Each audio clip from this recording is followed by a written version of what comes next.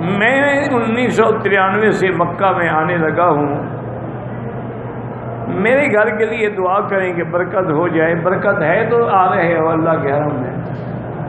برکت ہے نہ ہوتی دعا میں بیٹھے رہتے. بہرحال برکت کے لیے استغفار زیادہ پڑھیں. اور ایک مسئلہ آج میں آپ کو عرض کر دوں, سمجھ لیں. مثلا صورت واقعہ ہے, اس کے بارے میں حضور پاک نے ارشاد فرمایا ہے کہ جو آدمی صورت واقعہ پڑھے گا رات کو مغرب اور عشاء کے درمیان یا کسی وقت بھی, لم تصبہ الفاقۃ ابدا, اس کو کبھی غریبی نہیں آئے گی. یہ حضور نے فرمایا. لیکن تم جب صورت الواقعہ پڑھو تو اس نیت سے نہ پڑھو کہ پیسے ملیں گے. تم اس کو اس لیے پڑھو کہ اللہ کا قرآن ہے, اللہ ہمیں اس کے برکات و ثمرات نصیب فرمائے. اس ضمن میں ایک برکت یہ بھی ہے کہ فاقہ نہیں ہوگا. حضرت عبداللہ ابن مسعود رضی اللہ تعالی عنہ کے آخری وقت میں جب آپ بیمار تھے تو امیر المومنین خلیفہ رسول اللہ ذی النورین عثمان ابن عفان تشریف لائے ان کی عیادت کے. ان دنوں میں تھوڑا سا حضرت عبداللہ ان سے کچھ ناراض بھی تھے. آپس میں بھائی جو تھے, جب بھائی پیار ہو تو ناراضگی بھی ہو جاتی ہے.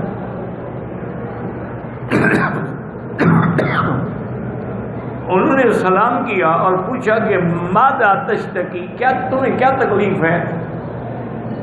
تو حضرت عبداللہ نے جواب دیا کہ ذنوبی, مجھے اپنے گناہوں کی تکلیف ہے. اللہ اکبر. جلیل القدر صحابی ہیں اور وہ گناہوں سے ڈر رہے ہیں. ہم گناہوں میں ڈوبے ہوئے ہیں اور ہمیں کوئی حیا ہے, نہ شرم ہے, نہ توبہ ہے, نہ خیال ہے. تو انہوں نے کہا اچھا یہ بتاؤ تم کیا چاہتے ہو, ما تشتہی, کیا خواہش ہے تمہاری؟ میں رحمت ربی, اللہ اپنی رحمت کرتے ہیں. آپ نے کہا اچھا ایسا کرو کہ انا ارسل الیک طبیبا, میں ایک بڑا طبیب جو ہے شاہی طبیب اس کو بھیجوں آپ کی طرف. میں الطبیب رآنی, طبیب نے مجھے دیکھا ہے. تو حضرت عثمان نے فرمایا تو پھر طبیب نے جب دیکھا ہے تو کیا کہا ہے؟ انہوں نے کہا طبیب نے کہا ہے کہ فعال لما, میں جو چاہوں کروں. مراد یہ تھی کہ مجھے اللہ نے دیکھا ہے, اللہ جو چاہے کرے.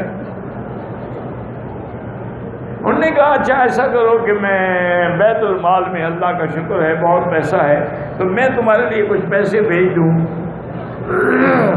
تو حضرت عبداللہ رسول مسکرائے. فرمایا عثمان جب میں صحت مند تھا, تندرست تھا, ضرورت تھی, اس وقت تم نے بھیجے نہیں, اب موت کے وقت بھیج رہے ہو. انہوں نے کہا اللہ کے بندے چلو تمہاری لڑکیاں ہیں, بیٹیاں ہیں تمہاری, کوئی کمائی والا بھی نہیں ہے, ان کے کام آ جائیں گے. تو علمتہن سورۃ الواقعہ, میں نے اپنے بیٹیوں کو سورۃ واقعہ یاد کرا دی, ان کو تمہارے پیسوں کی ضرورت نہیں.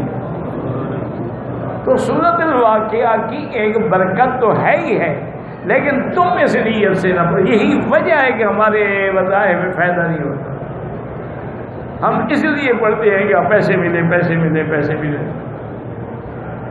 اور یہی لوگوں نے بنا رکھا ہے کہ جی فلاں بزرگ کے پاس عمل تسخیر تھا, وہ اپنے سرانے کے نیچے جتنا پیسے ضرورت ہے اٹھا لیتے تھے. یہ ساری باتیں غلط ہیں اور جھوٹ ہیں.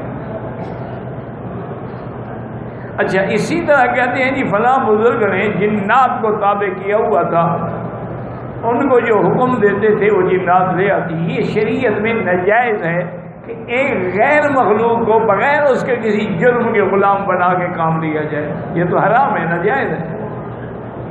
اور وہ جو کچھ لے کے آئے گا وہ بھی حرام ہے.